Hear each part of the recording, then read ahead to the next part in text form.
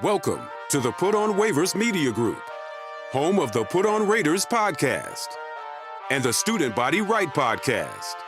This is your place for the best breakdowns and the best insight for those who fight on and bleed silver and black. Now, here are your hosts, Dwayne Douglas and Ryan Holmes.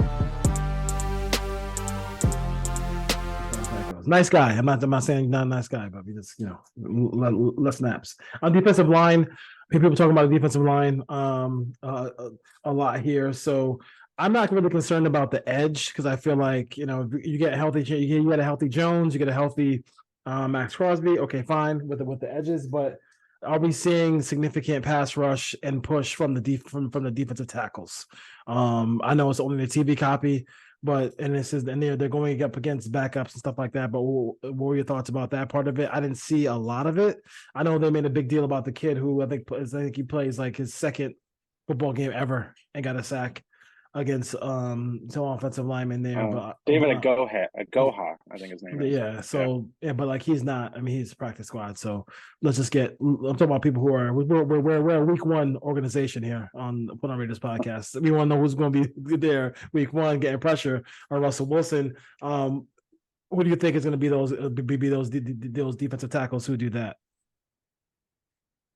Well, hopefully it's Bilal Nichols, who did not play in this game. And Byron Young did not play in this game, which was kind of interesting. I don't remember him being dinged up heading into the game. The Raiders held him out. Tyree Wilson did not play. That's understandable. Isaac Rochelle, who was good week one, did not play. That's another interesting one as he got dinged up. Someone did play, and it caught my eye. Jerry Tillery played deep into the second quarter, and he may have gotten a couple snaps in the third quarter. I could be wrong, but I know for a fact he was in all the way until halftime.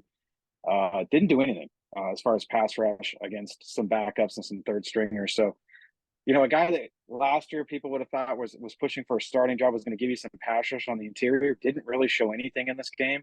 That's a big concern. Matthew Butler, again, didn't really show any pass rush on the inside in this game. Obviously, you're not going to get much from Farrell and Jenkins. Those are run stuffers. Butler didn't quite have the same success he had in week one. It's going to be an interesting group when they decide to trim this down. I do think Malcolm Kuntz showed well coming off the edge. Now, he was going against a third stringer for most of that, but he did get to the quarterback 2 or 3 times, affect some plays, help the team get off the field. And he's the one true speed rusher on this defense. He's really inconsistent. He's going to have to pick it up, but he's making strides. And I think for as well as Jordan Willis played week one, and he played well week 2 as a run stuffer, he doesn't really give you much pass rush. And I kind of have a feeling that if Kuntz keeps coming along, you're going to have Tyree Wilson and Chandler Jones. Like, is it redundant to keep Willis? Or would you lean towards Kuntz, the speed rusher? I'd probably lean a little bit towards the speed rush and use him as a third down guy or in certain looks and packages. But that interior of the defensive line is still a huge question mark moving forward. There was some running lanes given up last night, but we'll see. They're going to have some big, beefy guys on the inside to stop the run. And hopefully when they get into obvious nickel and passing situations, you're really going to need Bilal Nichols to have a good season. And then Byron Young is the X card here. If he can go inside and get some pass rush, that's going to help you. Or they may have to rely on Tyree Wilson going inside and get Wilson, Jones, and Crosby on the field at the same time. And we're just looking for more help for Max. I mean that's it. I mean, I don't want to see another 49er game where he's triple teamed and he has no opportunity to get to the quarterback. You really need to. I mean, you really need to be able to help him out a lot as far as that goes. I think a fan favorite is becoming this guy Greg Thomas, who is all over the place making tackles. I think he had 10 or 12 tackles in this game, which is a lot. He played only a half in the game. 12 tackles and a half football. That's pretty good. But what I like about it's like some people can just come downhill as a missile and all that stuff like that, but it's under control and he's making the tackles. Like he's not missing tackles, and he's and I think the second week in a row he had a tackle for loss. As far as that goes, so I mean, is he a starter? I think that's that's a stretch, but we talk about depth and development. I mean, those are something that you can look at for somebody like Drake Thomas. Yeah, the Raiders are going to want to keep 4, maybe 5 of those inside backers, and Clearly, you have Spillane and Diablo are going to be kept. Probably Masterson, just because he's been in the system, been around for a year. And then who are the other two going to be? Probably at this point, I would lean towards Bolden and Thomas. I know Bernie was a draft pick, got his hands on a couple of balls, but he didn't show much in this game. He looked out of place a couple of times. Maybe they keep 6 and they keep all of them. These guys are all going to play on special teams because right now I think their wide receiver room, they're going to keep 6, and not a lot of those guys are going to play on kick coverage. So you're going to need extra bodies from the defensive side to run down and cover kicks. I want Drake Thomas and Curtis Bolton on kick coverage and punt coverage. I just do. They're both maniacs running down the field. You saw them both on special teams. Curtis Bolton's had a really good special teams preseason. And him and Drake are kind of redundant. They're kind of similar players. I'd like to find a way to keep both of them on the roster if I could, because Drake Thomas, if something happened to Spillane and you have Masterson, I'd want Drake Thomas right there as well as possibly pushing for playing time in the run game and get him, if you need to get him off the field on passing downs while he early in his development, that's fine. But I want him in there against the run if I need a linebacker to come in if anything happens to Spillane. Let's see here. So first drive, I think we did see some. I think we saw Peters, Hobbs, Epps, and Moreg. So we did see those guys. No Jacorian Bennett and Long. Bennett did not play. No, Bennett did not play. So we'll see about that. What about as we go through? I'm going to go through the roster right now. But Chris Smith, he had an opportunity to intercept the ball, didn't get that. We'll talk about Amik Roberts as well too, who could have just had a Deion Sanders type walk to the end zone if he caught his interception. What are your thoughts about Smith, and then and also Amik Roberts here, who he seems to kind of have a good play and then make a bad play, and like it just seems like it doesn't kind of change for Amik. Yeah, he had a rough stretch there in the second half where they picked on him a little bit. They had that the slot fade they got against him off the back shoulder. That pick six I saw today, that I missed it originally. You texted me about it. I saw the replay today. Just dropped it. It was in his hands. Good job. He was sitting in his own coverage, broke on it, made the right play, just didn't catch it, didn't secure it. But he played deep into this game too. That's another thing. I know a lot of people like to pump up the guys that make plays in these games, but there's a reason guys are playing in the second half of these games. Those guys typically don't make the roster.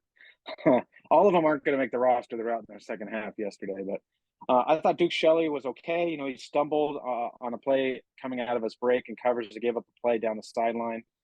Later made a nice stop on a third down. I think he's battling for a spot. Clearly, they like David Long. Bigger guy. He was played pretty well the day I saw the training camp. He may be battling for a starting spot on the outside with Bennett, depending on what they want to do early in the season. If they want to throw the rookie right out there, they may. The fact he didn't play leads me to think he's either banged up or they have big expectations for him. Yeah. I would lead more to that he was banged up. You really want to get these rookies as much playing time as you can. Maybe they just decided they didn't want to lose him. I think Hobbs goes into the slot, but the fact they played Peters and not Bennett, something's going on there. Maybe minor, but I think the secondary as a whole played okay. You didn't see as many plays on the ball against Stetson Bennett, and then obviously there was another guy behind him. Chris Smith made a nice break on that play, undercutting that route. It was underthrown. He wasn't going to get to it, but he was in the right spot. If that ball was up a little bit more, he intercepts it. I think he's probably battling is the fourth safety on this team. I think when they go big nickel, it's going to be Roderick Teamer. Some of the veterans are going to get opportunities first early in the season. As much as we want all these rookies to play right away, they're not going to. That's the reality of it. Yeah. Polamalu obviously had the pick six that was thrown right to him. That was about as easy as it gets. So we'll see who that. I don't know if they're going to keep 5 safeties. So either Polamalu or Smith, one of those guys might be in trouble here. Or if they like Johnson, I don't know what Johnson really does. Watching him, he played a lot of special teams, but I haven't really seen him do anything on defense that stood out. The free agent they signed. Yeah. So we got Smith. Knowing that they do play a lot of big nickel, and they do like to play dime with 3 safeties, so they're probably going to keep 4. And we'll see if they decide to keep a 5th.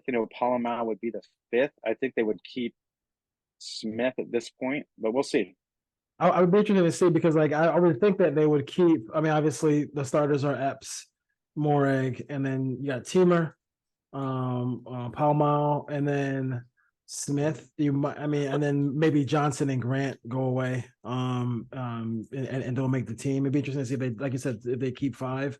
I think they definitely those four. Would they those a lot of those guys have already played in the system, so we'll see if that happens as well. Anything from like Tyler Hall or Sam Webb, or I think Bryce Cosby played in this game as well too. So anything from any of those guys?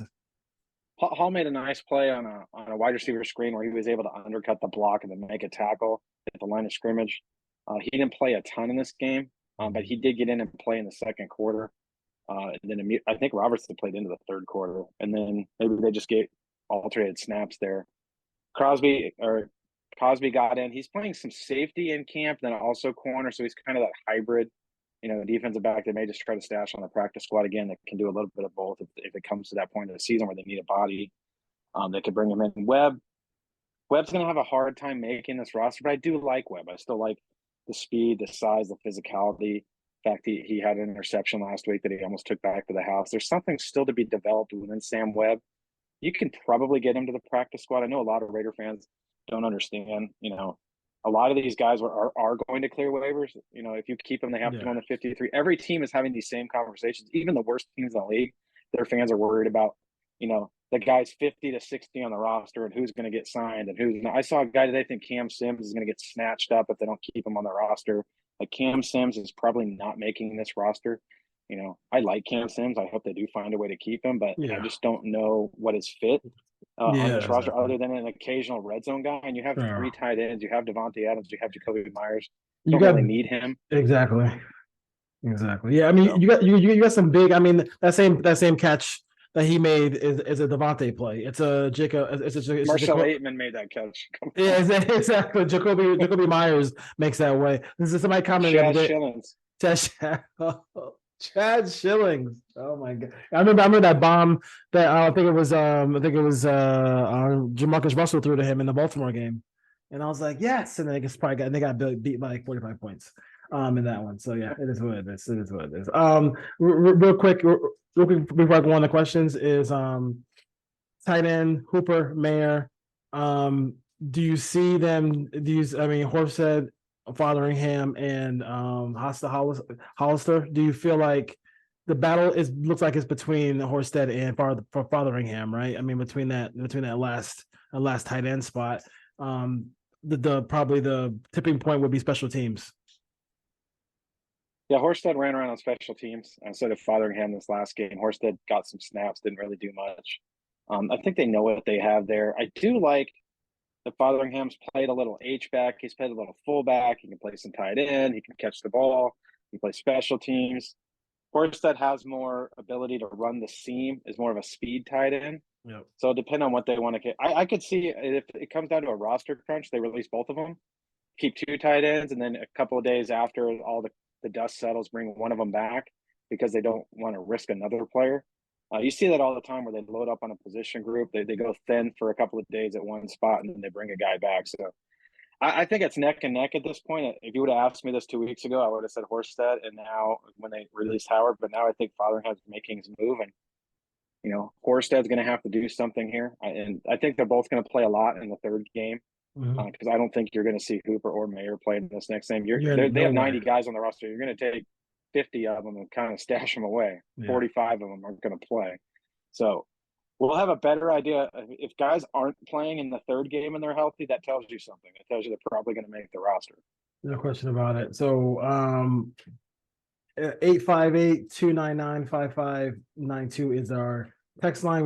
We have some questions on that text line. So James wanted to know, and thank you, James, for hitting up on the text line, he wanted to know, I gotta find something real quick. Okay, yeah. He wanted to know, do the Raiders, what's the cap hit if they ever were gonna trade Devontae? And too much, right? Too much. I'll look it up right now. And do they, because they have some certain needs on this team, do they have enough offensive firepower, just say Jacobs comes back, to be a good offensive team without Devontae Adams this season? No.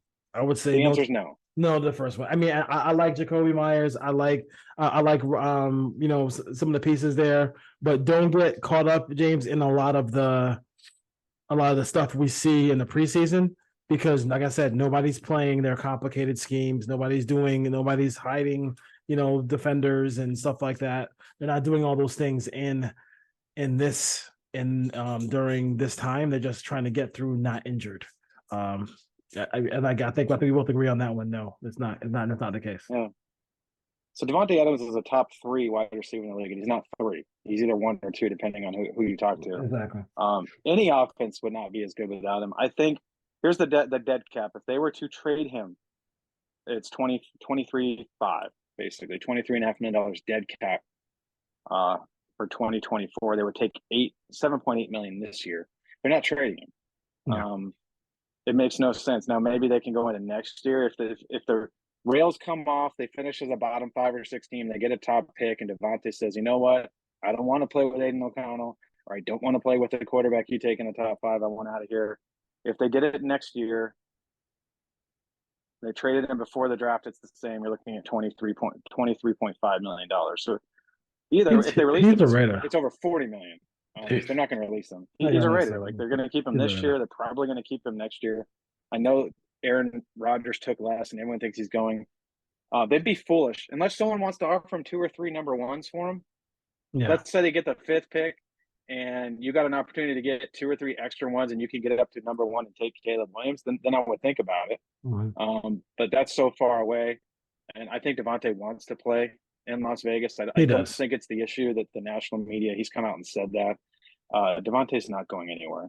No, he's a Raider, so I wouldn't even sweat it. As far as that goes, Mike wants to know if they are relatively healthy on this offense. What would be an acceptable points per game average? Yeah, I think you asked me this a few weeks back, and I said like 21.5 or 22. I think I'm probably more to the 24 points a game on average. They're going to kick some field goals. They have a very reliable field goal kicker. I think the fact they're going to want to run the ball and they're going to take time off the clock and they're going to kind of like mash it down the field. It's not going to be the explosive, wide open offense the Raider fans want. It's going to be a ball control, time consuming, take a shot here and there. So I don't think they're going to be the high flying greatest show on turf. Like, they're not just going to, with Jimmy, you can't just go back and start flinging it around the yard. He needs the run game. He needs the play action. So, there's going to be weeks where they can get into the 30s, and there's going to be weeks where, they're at 20 to 22, 23. Maybe there's a week there at 17.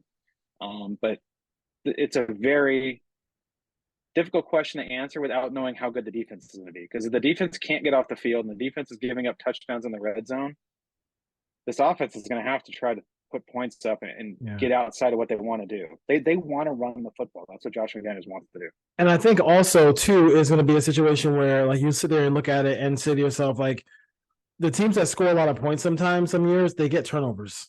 They get short fields. Like, you know what I mean? Maybe their defenses aren't really that good, but, like, they get turnovers as far as that goes. So the defense doesn't necessarily need to be, lead the league in 3 and outs. I mean, they need to be in a league leader in quarterback hits, and amongst the league leader in sacks, those kind of things.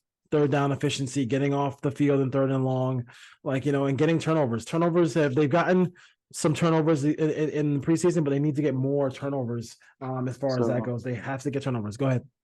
I'll just read you the top 5 scoring offenses last year, just to give you an idea. Kansas City was at 29.2.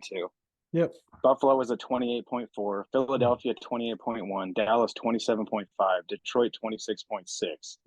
And kind of that next tier is San Francisco, Cincinnati, Minnesota, Seattle in the 24 to 26 range. So, like, that's saying 24. I know it sounds bad, but, like, if you can get into the top 7 or 8 in scoring, then that's perfectly acceptable for this offense. Yeah. Let's see. Michael wants to know the starting offensive line. So people asking why I'm looking to the side. I think I kind of gave it away. You gave it away, but like I'm turning this way because when one computer is doing Zoom, other computer is actually the screen where I can look up some stuff. So Colton Miller, who didn't play, I think James. Who'd you have at right guard? Van Roten.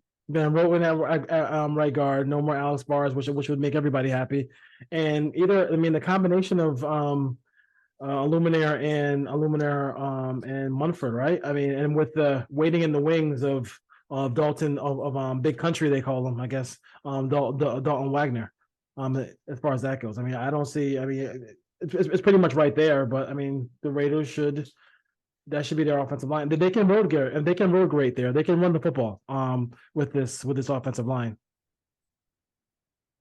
Yeah, I think it's just going to depend on how comfortable they are with Thayer Mumford. If they have to leave him 1-on-1 early in the season against Randy Gregory, then obviously you're going to have Buffalo you're going to Buffalo, and then you have Pittsburgh with TJ Watt. So like, if they want to lean on the veteran and go Illuminor, then they lean on Illuminor and see how he plays.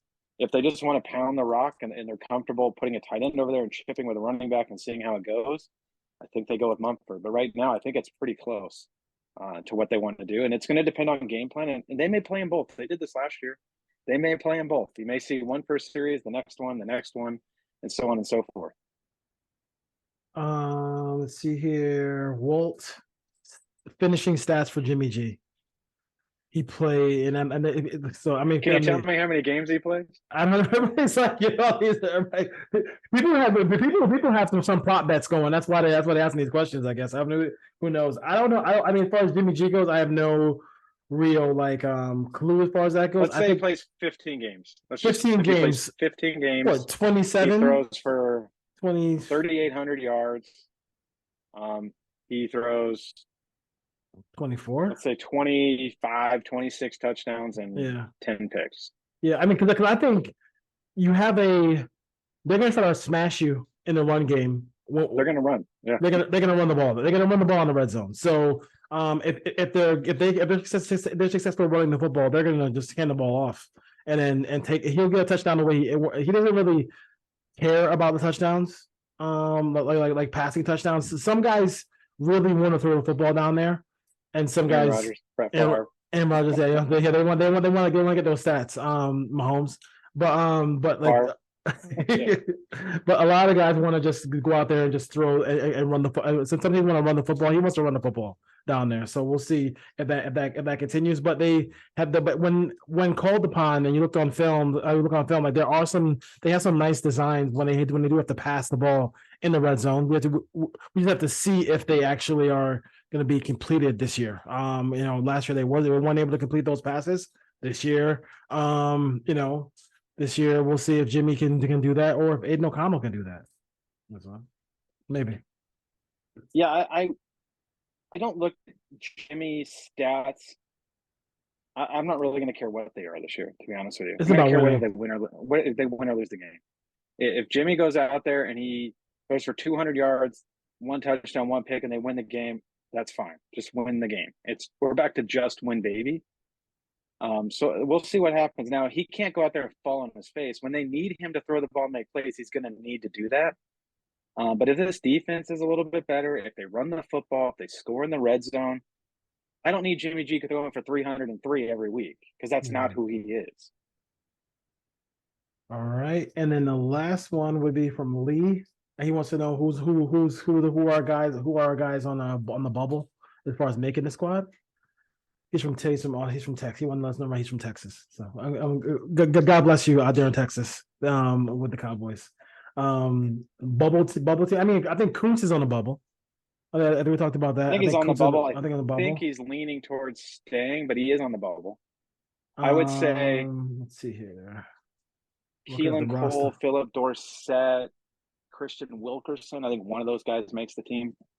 So I think they're kind of on the bubble. I think. Is Bars on the bubble? I think Bars is on the bubble, and me personally, if you line up with.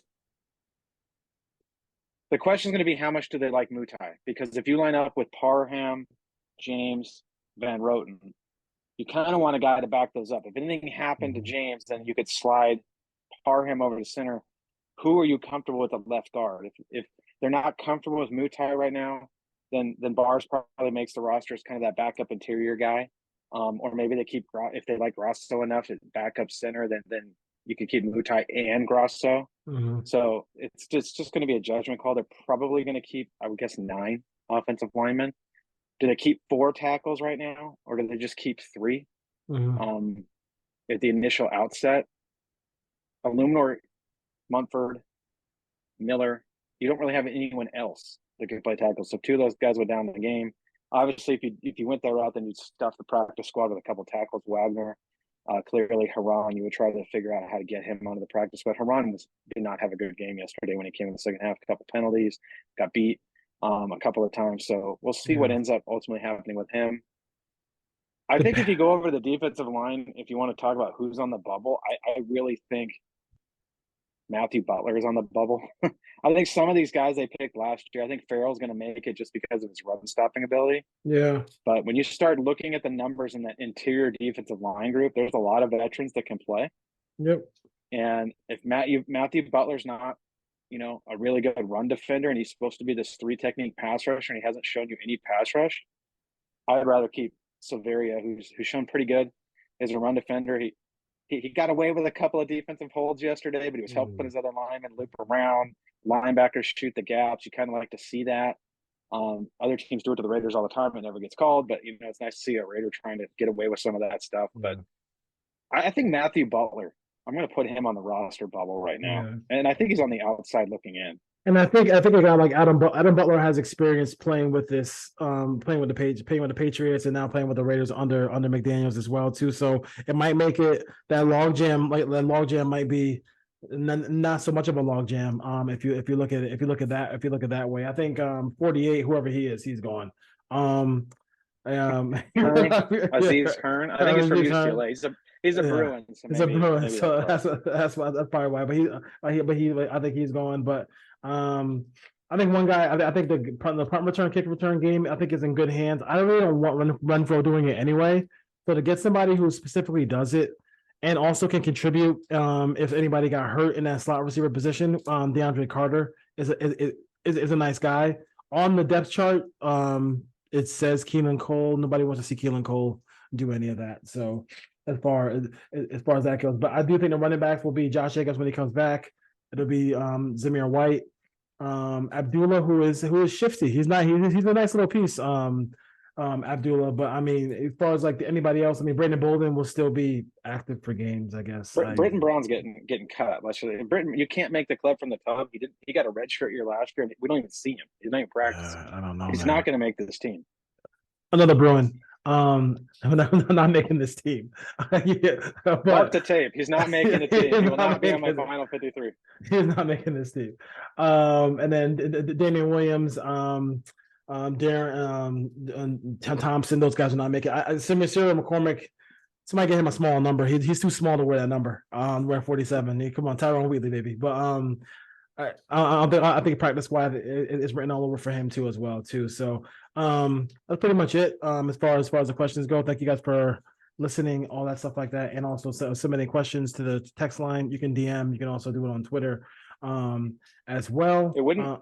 I'll throw this out there too. It wouldn't surprise me if there was an interesting cut in the secondary. If they really obviously Peters, Hobbs, Bennett, those guys are safe. If they really like Sam Webb, I could see them, Duke Shelley maybe not making this team.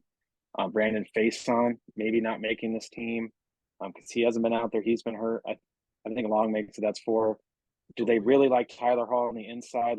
I wouldn't keep one of these older veterans as my 4th or 5th corner versus a younger second-year developing guy who's been in the system that's shown some promise. I could see them making a surprise cut at corner.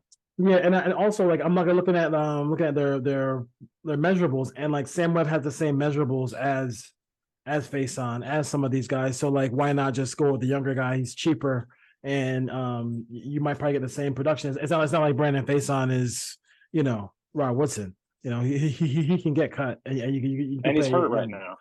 Yeah, you can't, and that's tough to make it from tough to make it from the tub. As we always talk about. So, all right, Raider Nation, thank you for joining us on the Put On Raiders podcast. So we'll just continue. I can't think when you think maybe a couple of weeks for your for the 53, or what the 53 do after the Cowboys game. After the Cowboys game is Saturday, probably